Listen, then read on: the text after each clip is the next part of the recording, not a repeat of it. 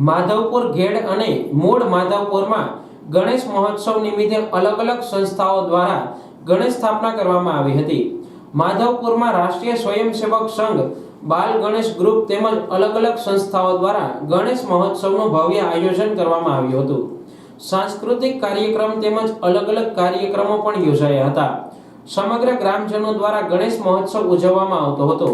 પાંચમા દિવસે માધવપુરથી નજીક આવેલ મધુવંતી નદી સુધી ડીજેના તાલ સાથે ગણેશ ભક્તો વાજતે ગાજતે ભવ્ય ગણેશજીની વિદાય રેલીમાં જોડાયા હતા।